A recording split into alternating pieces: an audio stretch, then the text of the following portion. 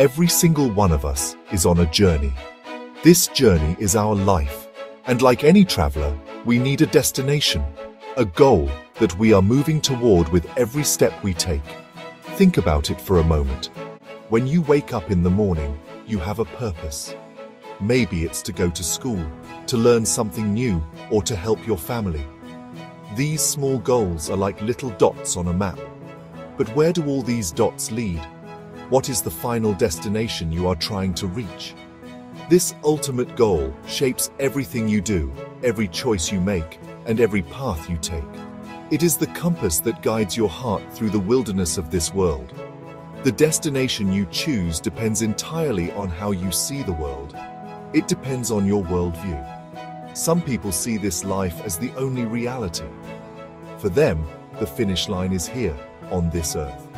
So their goals are things they can see and touch: a big house, a fancy car, a high-paying job, or becoming famous. They believe that happiness is found in collecting these things. Their map is filled with landmarks of material success, and they spend their entire lives racing from one to the next, hoping that the next achievement will finally bring them the peace and fulfillment they desperately crave. They are travelers who believe the journey ends at the horizon they can see. But what if the map is bigger than we think? What if this life is not the final destination, but just a single stop on a much longer, more magnificent journey? The Quran teaches us that our existence extends far beyond what our eyes can perceive. It presents a different kind of map, one that leads to a destination that is not of this world. This map guides us towards something eternal, something that does not fade or break. It points us toward a goal so high and so beautiful that it makes all the treasures of this world look like dust. This goal is nearest to our Creator. Choosing this destination changes everything. It changes your definition of success. It changes your understanding of loss. It changes the very reason you get engagement. When your ultimate goal is to draw closer to God, your daily actions take on a new, deeper meaning. Studying for an exam is no longer just about getting a good grade. It becomes an act of seeking knowledge for yourself. Being kind to your parents is not just a duty, it becomes an act of worship that pleases Him. Your entire life transforms from a short race for temporary prizes into a beautiful, sacred journey toward an everlasting light. So, what does it truly mean to seek nearness to Allah? The Quran tells us this is the highest and most noble purpose a human being can have. It is the very reason we were created. We were not made to simply eat, sleep, work, and then disappear. We were created for something far greater. We were created to know our Maker and to build a relationship with Him. This goal is not like any other. It is not something you can achieve and then put on a shelf. It is a continuous journey of growth, of polishing the heart, and of drawing nearer and nearer to the source of all peace and all light. It is the ultimate homecoming. Imagine the most perfect, beautiful, and peaceful thing you can think of. Nearness to Allah is infinitely more than that. Allah is Al-Jamil, the most beautiful, Al-Kamil, the most perfect, and As-Salam, the source of peace. To be near Him is to be close to absolute perfection, absolute beauty, and absolute peace. It is to find a happiness that does not depend on circumstances, a joy that cannot be taken away by anyone or anything. This is the true happiness that the soul longs for. It is a state of contentment and serenity that fills every empty space in your heart, leaving no room for anxiety or despair. This closeness is not a physical distance, of course. You cannot measure it in miles or kilometers. It is a closeness of the heart. It is a state where your heart is so connected to Allah that you feel His presence in everything you do. You speak to Him in your prayers and you feel Him listening. You see His signs in the beauty of a sunset, in the smile of a child, and even in the challenges you face. This connection becomes your anchor in the stormy seas of life. It is the ultimate source of strength, comfort, and guidance, a constant reminder that you are never, ever alone in your struggles. This journey toward Allah brings out the best version of yourself. As you strive to please Him, you become more compassionate, more patient, more honest, and more just.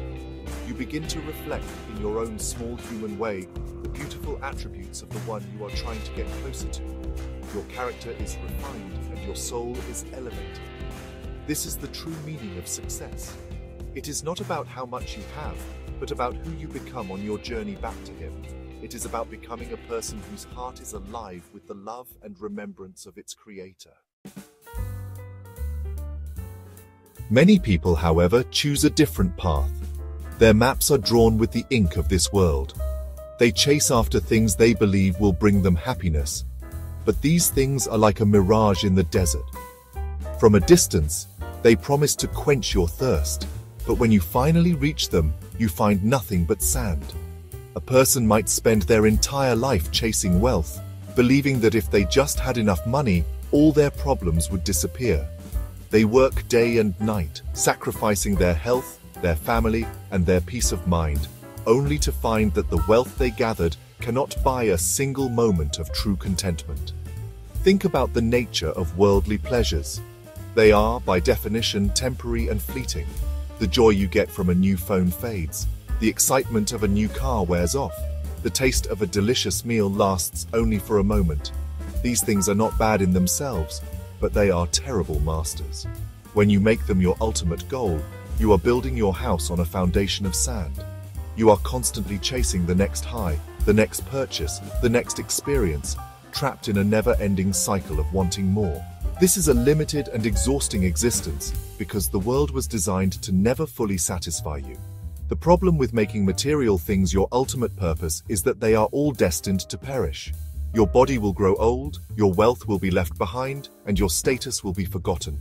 If your entire identity and happiness are tied to these temporary things, what happens when they are gone? This is the great tragedy of a life focused only on the dunya, the worldly life. It is a life spent collecting things that you cannot take with you.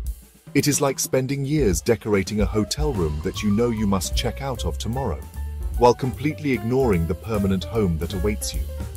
This is why the Quran constantly reminds us not to be deceived by the glitter of this world. It is a test, a temporary stage where we are meant to prepare for what is to come. When someone's worldview is limited to only what they can see, their goals will also be limited. Their potential remains trapped within the confines of this short life. They live and die for things that will ultimately turn to dust, missing the opportunity to invest in something everlasting. They trade an infinite ocean for a single drop of water, an eternal garden for a flower that wilts in a day. In stark contrast to the fleeting pleasures of this world, the happiness that comes from nearness to Allah is everlasting. It is not a temporary high, but a deep and abiding state of peace that begins in this life and reaches its perfection in the next. Imagine a joy that never fades, a beauty that never decays, and a peace that is never disturbed. This is the promise for those who make Allah their ultimate goal. The contentment you feel in this life through prayer, remembrance, and service is just a small taste, a gentle breeze from the eternal gardens of paradise that await the believers. This higher purpose gives meaning to both our joy and our pain. When good things happen, we see them as blessings from Allah, which increases our gratitude and brings us closer to Him. When we face hardships and trials, we see them as tests designed to purify us and strengthen our reliance on Him.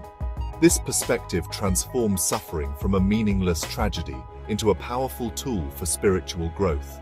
For a person whose goal is this world, a loss is just a loss. But for a person whose goal is Allah, a loss can be a means of gaining something far greater, a higher station in the sight of their Lord. Therefore, it is so important to pause and think about our own lives. What is the destination on your map? What is the ultimate purpose that drives you? Are you spending your precious days chasing after shadows, or are you walking toward a light that never dies? This is the most important question you will ever ask yourself. The answer will determine not only your final destination in the hereafter, but also the quality of your journey here and now. A life dedicated to Allah is not a life of restriction. It is a life of true freedom, freedom from the slavery of worldly desires and the fear of loss. Let this be an invitation to you, an invitation to look beyond the horizon of this world, to seek a goal that is worthy of your heart and soul, a goal that will bring you a happiness that is real, a beauty that is perfect, and a peace that is eternal. Choose a destination that will not disappoint. Choose to embark on the most beautiful journey of all, the journey of drawing closer to Allah. For in nearness to Him, you will not only find your true purpose, you will find yourself, and you will find a home that lasts forever.